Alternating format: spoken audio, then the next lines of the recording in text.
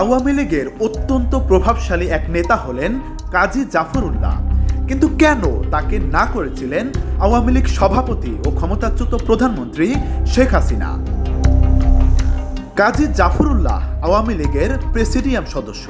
গত নির্বাচনের আগে তাকে দেয়া হয় আরেকটি গুরুত্বপূর্ণ দায়িত্ব। আওয়ামী লীগের জাতীয় নির্বাচন পরিচালনা কমিটির কো-চেয়ারম্যান করা হয় জাফর উল্লাহকে। তবে নানা ঘটনায় আগে থেকেই বিতর্কিত ব্যক্তি হলেন আওয়ামী লীগের এই নেতা। তার বিরুদ্ধে দুর্নীতির নানা অভিযোগ উঠেছে বিভিন্ন সময়। 111-এ দুদকের মামলায় অভিযুক্ত হয়েও আওয়ামী লীগের সময় খালাস পান তিনি। কাজী জাফর উল্লাহর বিরুদ্ধে সবচেয়ে বড় অভিযোগ টাকা পাচারে। অফশোর কোম্পানিতে বিপুল বিনিয়োগের অভিযোগ ওঠে তার বিরুদ্ধে। পানামা ও প্যারাডাইস পেপারস কেলেঙ্কারিতে 69 ব্যক্তি প্রতিষ্ঠানের তালিকায় নাম আসে কাজী জাফর উল্লাহ পরিবারের।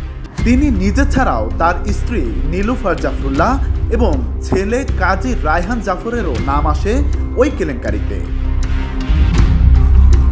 তবে কাজী জাফর উল্লাহর বিরুদ্ধে কোনো অভিযোগই আমলে নেয়নি আওয়ামী লীগ। রহস্যময় কারণে দলে বারবারই গুরুত্বপূর্ণ হয়ে উঠেছিলেন তিনি।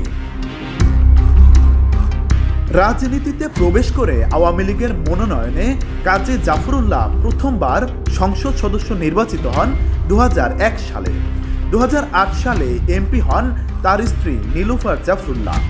তবে 2014 থেকে 2024 পর্যন্ত 3 বার নৌকার মনোনয়ন পেলেও জিততে পারেননি জাফর উল্লাহ। কেন তিনি ভোটে জিততে পারতেন না তা নিয়ে রয়েছে নানা গল্প। 2014 থেকে 3টি ভোটেই জাফর উল্লাহ নৌকার মনোনয়ন পেয়েছিলেন ফরিদপুর 4 আসন থেকে, কিন্তু 3 বারই স্বতন্ত্র প্রার্থী হিসেবে তার বিরুদ্ধে বিজয়ী হন নিক্সন চৌধুরী। নিজের নির্বাচনী এলাকায় জাফর উল্লাহর রয়েছে কিছু অনুসারী, কিন্তু ভোটের রাজনীতির জন্য মাঠে যে পরিমাণ কর্মী সমর্থক প্রয়োজন হয় তা একেবারেই নেই জাফর উল্লাহর।